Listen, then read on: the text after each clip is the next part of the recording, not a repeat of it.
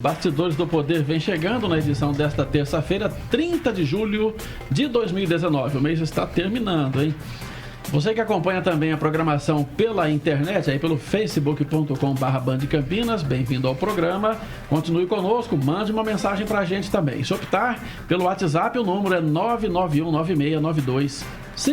Rose Guglielminetti, apostos. Zezé de Lima também apostos. Meninas, boa tarde. Boa tarde, Sena. Boa tarde a todos os ouvintes, telespectadores. Vamos que vamos. Boa tarde, pessoal. Muito bem, continua dando o maior buchicho, declaração do presidente Jair Bolsonaro com relação lá à ditadura militar, presos políticos, e o presidente da OAB, Felipe Santa Cruz, vai acionar o Supremo Tribunal Federal para que o presidente Bolsonaro explique as declarações sobre a morte do pai do advogado que desapareceu durante o regime militar. O presidente disse saber como o pernambucano Fernando Santa Cruz morreu. Vamos dar uma olhada.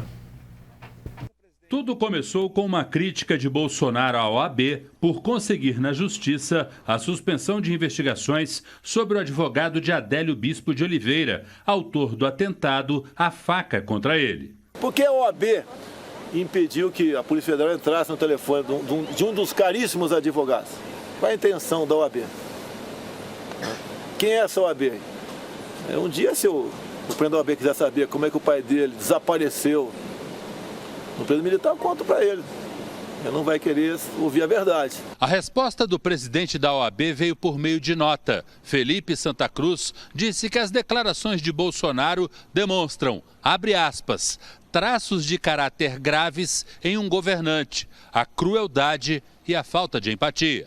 O pai do atual presidente da OAB, o pernambucano Fernando Santa Cruz Oliveira, foi integrante do grupo de esquerda Ação Popular, AAP, que atuou na luta armada contra o regime militar. Ele desapareceu em 1974, no Rio de Janeiro, onde tinha ido participar de um encontro do grupo. À tarde, Bolsonaro insistiu no assunto. Ele divulgou um vídeo nas redes sociais, falando enquanto cortava o cabelo. O pessoal da AP do Rio de Janeiro ficaram estupefatos, né? Como é que pode esse cara vir do Recife se encontrar conosco aqui? O contato não seria com ele, seria com a cúpula da Ação Popular de Recife. E eles resolveram sumir o pai do Santa Cruz. Essa é a informação que eu tive na época sobre esse episódio, porque qual é a tendência? Se eles sabem, nós não podemos ser descobertos. Existia essa guerra naquele momento. Isso que aconteceu. Não foram os militares que mataram, não, tá? É muito fácil culpar os militares por tudo que acontece. No livro Memórias de uma Guerra Suja, o ex-delegado do DOPS, Cláudio Guerra, conta que incinerou o corpo de Fernando Santa Cruz no forno de uma usina de açúcar, em Campos, no Rio de Janeiro. Um relatório do Ministério da Aeronáutica, classificado como secreto, divulgado no site de O Globo, afirma que Santa Cruz foi preso por militares em 22 de fevereiro de 1974. Isso significa que ele estava sob responsabilidade do Estado. Na semana passada, a Comissão Especial de Mortos e Desaparecidos Políticos do próprio governo federal emitiu o atestado de óbito, no qual consta que Fernando Santa Cruz faleceu em razão de morte não natural, violenta, causada pelo Estado brasileiro. Bom, o fato é que o caso específico tem uma farta documentação atestando que Felipe Santa Cruz foi efetivamente morto por agentes do Estado, que na ocasião eram subordinados ao governo imposto lá pelo regime militar. Então, é claro que os militares têm lá sua versão, eles vão bater o pé dizendo que teve erros e excessos dos dois lados, eles questionam a Comissão da Verdade, aquela coisa toda, mas contra a documentação, esse documento ultra secreto, liberado, não tem jeito. Tem uma documentação farta daqueles desaparecidos políticos que estavam sob custódia do Estado brasileiro. O presidente Bolsonaro tem uma capacidade fora do comum de criar crise e de proferir frases, palavras que irritam, né? E mexem em coisas que não tem como depois segurar. Eu tenho pena de assessores, de pessoas próximas ao presidente Bolsonaro que têm boas intenções e que estão tentando guiar o governo para um rumo legal, para alguma coisa, para fazer o Brasil melhorar, e tem que ficar apagando incêndio cada vez que o presidente abre a boca, e numa coisa, dessa vez, uma coisa gravíssima, né, Zezé? Assim, em primeiro lugar, se ele sabe, se não foi o que está relatado na história, se não foi isso que aconteceu com o pai do Felipe Santa Cruz, faça o seguinte, faça ele um documento, reúna os documentos e leve ele mesmo na comissão de anistia para tirar, então, esse crime das costas dos militares, certo? Porque ele está dizendo que não. Mas isso, né, com documentação. Falar, plá, não, isso daí não vale nada. E da forma que ele falou, aí vale menos ainda.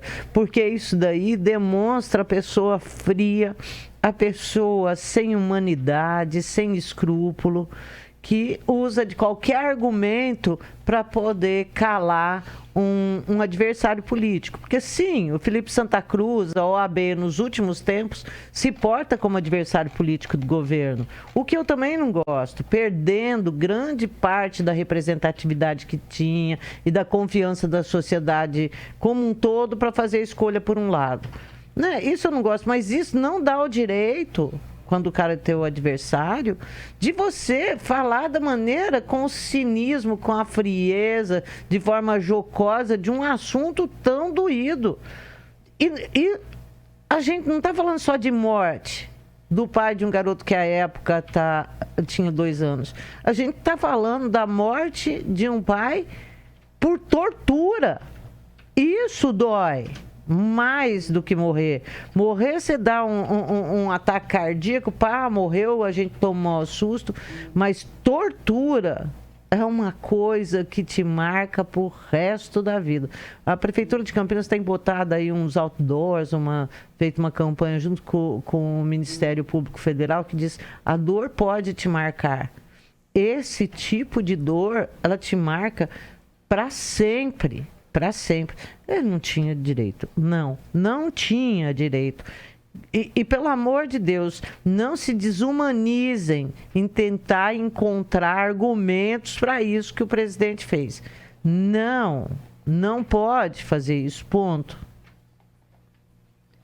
Pois é, assim, eu tô tão cansada, Sena, de comentar sobre as falas do Bolsonaro, porque eu acho que ele é uma pessoa que ele não tem responsabilidade naquilo que ele fala, né? Ele esqueceu que, eu vou repetir de novo, que eu sempre tenho colocado aqui, que ele é o presidente da República e tudo que ele fala tem consequência.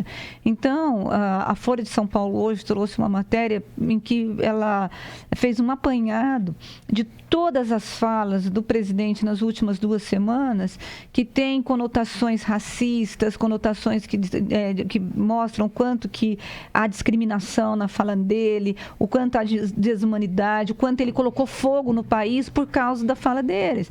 Vamos lembrar a crise lá com o pessoal do Nordeste, né, dos governadores do Nordeste. Depois nós tivemos, me ajuda a me lembrar, Zezé, a história agora da Miriam Leitão, dizendo que ela era uma guerrilheira, quando não era, né? Foi para cima dela. Foi para cima dela. Teve a história agora da OAB, teve a história do INPE, que é um instituto super sério, ele disse que estava a serviço de uma ONG. Então, assim, a impressão que eu tenho é que para o Bolsonaro poder fazer valer a ideologia dele, porque isso tem um cunho ideológico, ele desqualifica os outros. E aí, para ele, não houve golpe. Né? Ele pode até, porque assim, não teve ditadura, que havia que os esquerdistas também não eram coitadinhos. Pode até não ser coitadinhos, podem até não ser, mas que no Brasil teve ditadura, teve. Que pessoas foram assassinadas, foram. E isso não tem como tirar da nossa história, gostando ou não. E eu acho que o presidente tem que parar de querer fazer uma releitura de 64 e da ditadura. Ele foi eleito para poder presidir esse país para o futuro. Então, assim, tira o ódio. Então, assim, o que eu vejo nas frases do Bolsonaro cria mais cisão nesse país, cria mais ainda o antagonismo que nós estamos vivendo. E é o que eu coloquei hoje de manhã, né? O que o Bolsonaro está conseguindo fazer, Sena, na verdade, deixar envergonhado quem votou nele porque não tinha opção. Porque esse eleitor que votou contra o antipetismo, né, por causa da corrupção e tal, achava que o Bolsonaro poderia ter condições de administrar esse país. Mas as falas dele estão tão complicadas e criam tantas, e geram insegurança, geram notícias em todo o país, porque hoje em dia, às vezes, a gente vive de falar o que o Bolsonaro fala. Nós vivemos de repercutir, porque é tão escandaloso o que ele fala que a gente fica repercutindo. Às vezes, né? Eu tenho a sensação, assim, que ou nós vamos ficar todo mundo doente, louco, ou a gente vai ter que começar a tratar esse cara café com leite. É um problema, né? Realmente além da imprensa ficar repercutindo, o primeiro escalão tem que ficar explicando, os deputados que apoiam da base do governo lá no Congresso tem que ficar tentando defender. Então mobiliza uma série de energia, né? Uma energia com uma coisa que não devia. Quer dizer, o governo tem que estar preocupado com o desemprego, com a melhoria da economia, com a melhoria da saúde, e etc, etc. Então é realmente um problema a forma destemperada, né? A forma intempestiva com que o presidente se dirige para a sociedade. Hoje, agora de manhã aí, foram falar do massacre em Altamira, no presídio do Pará. Ele mandou perguntar para as vítimas daqueles presos, dos bandidos, o que elas achariam, que morreram, o que acharia do reforço da segurança dentro da penitenciária. Pois é, não é isso. Quer dizer, para quê? Ele soltar uma frase dessa, que não tem absolutamente nada a ver uma coisa com a outra. Porque quando você faz uma pergunta dessa para o presidente da República, a resposta que nós queremos é saber o que o governo vai fazer para poder resolver um problema de violência crônico, de facções que estão tomando conta do norte e do nordeste do país e que está dentro e fora dos presídios. A gente quer saber, quando você faz uma pergunta para um chefe de Estado, você quer uma resposta de um chefe de Estado. E providência, né? Não é para replicar a pergunta com uma provocação.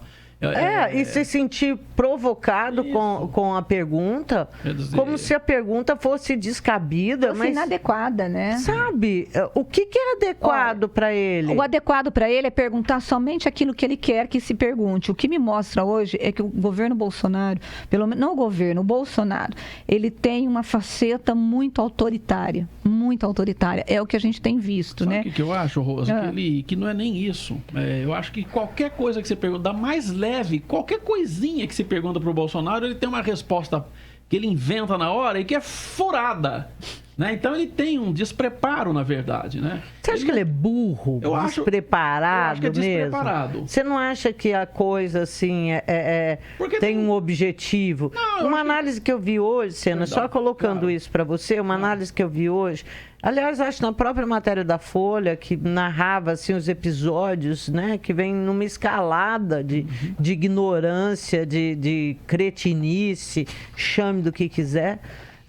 Mas a Folha diz que pode ser que isso tenha começado depois que o filho dele, os filhos começaram a ser criticados, principalmente o Eduardo, com a indicação para ser embaixador dos Estados Unidos, e o Flávio Bolsonaro, que também esteve na mira desde o ano passado, está na mira, e está na mira ainda com mais acuidade visual, agora mirando mesmo, porque o Toffoli tomou aquela medida lá que ajuda ele pra caramba na questão das investigações.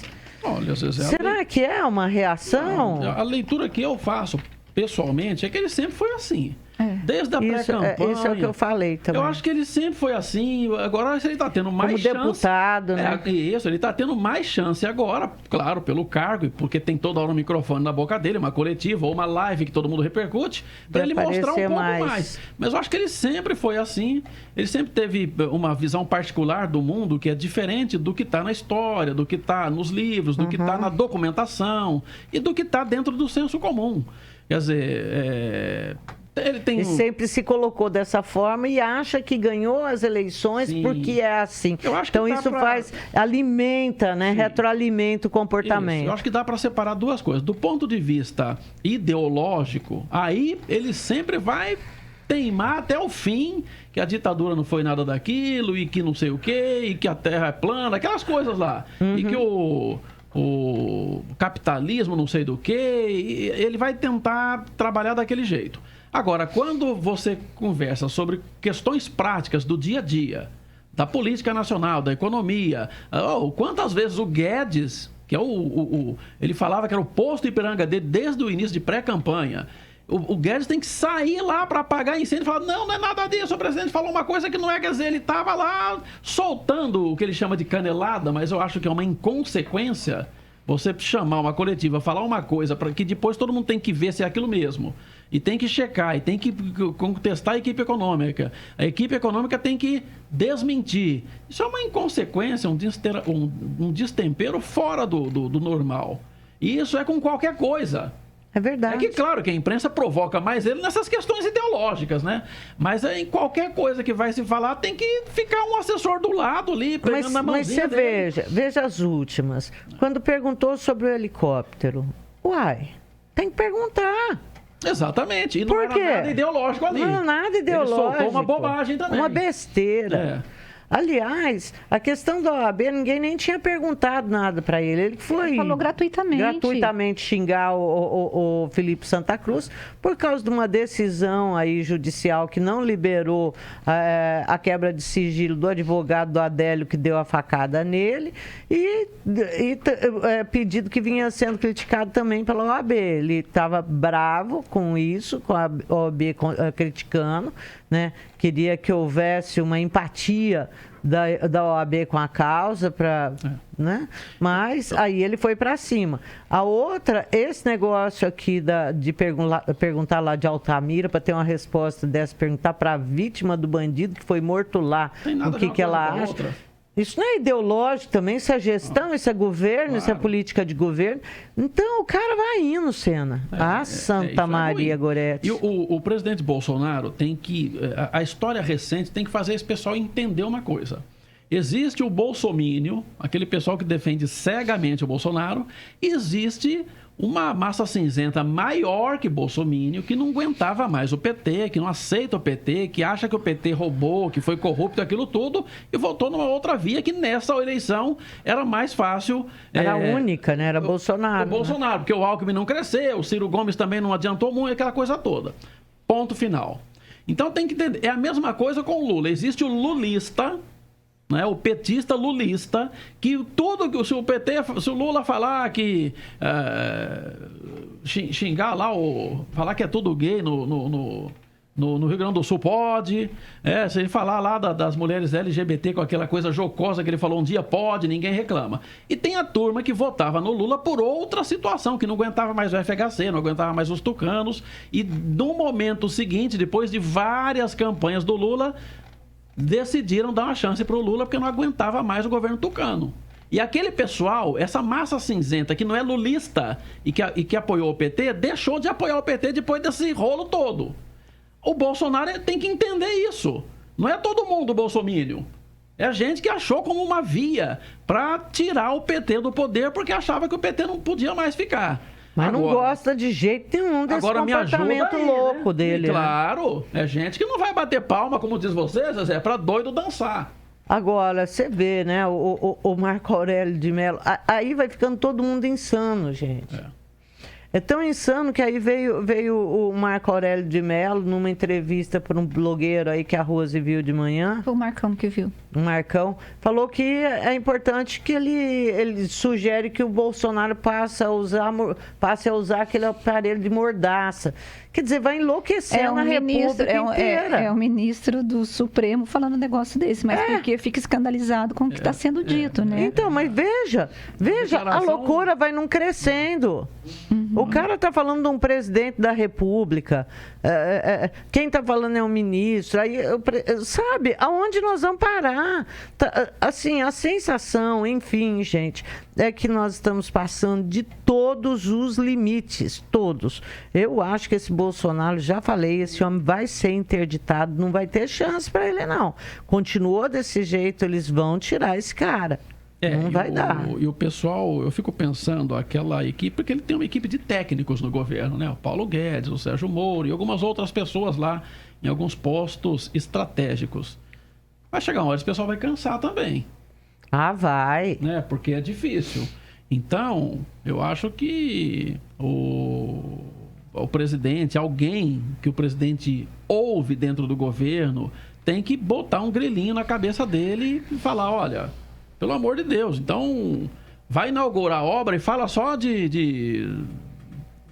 Fala do Palmeiras, que ele é palmeirense. Mas não foi inaugurar nada, Senna. É um perigo. O homem, ele sai na rua, encontra ele fala. E agora que essa história de ter aí essas malditas lives, pelo amor de Deus. Quando não encontra ninguém, faz a live. Faz a live. E como se não bastasse tudo isso, faz a live num momento que era para ele estar se encontrando lá com o embaixador francês. E ele tinha falado que não tinha agenda mais. Tá lá cortando cabelo e fazendo live. E essa história do embaixador francês, só para a gente pontuar aqui, havia uma agenda com o presidente da República, né, o Jean de La Briand, e o Bolsonaro acabou cancelando, porque uma das justificativas que as pessoas estão avaliando que houve cancelamento da reunião porque o Le Briand se reuniu no domingo, um dia antes de se encontrar com ele, com representantes, com ambientalistas. Entre esses ambientalistas estava a ex-ministra do Meio Ambiente, Isabela Teixeira. E tanto nesse encontro quanto na reunião com o embaixador do Brasil, Zezé, o Le Briand disse que a França não tem pressa em aprovar o acordo entre a União Europeia e o Mercosul. Muito provavelmente, talvez o Bolsonaro não tenha gostado desse posicionamento e não quis receber o Le Briand. E aí decidiu ir cortar o cabelo e gravou a live tentando corrigir o que ele tinha dito mais cedo, mas só piorando a situação, né? Olha, terrível, viu? Ai, credo, ele tá com um problema sério, realmente. E outra coisa, né? O que a gente já falou várias vezes aqui, parar, né? E entender que a campanha acabou, que agora é governo, é ação. Não tem mais discurso. É ação, é assinatura, é proposta, mudança, agenda positiva, coisas desse tipo.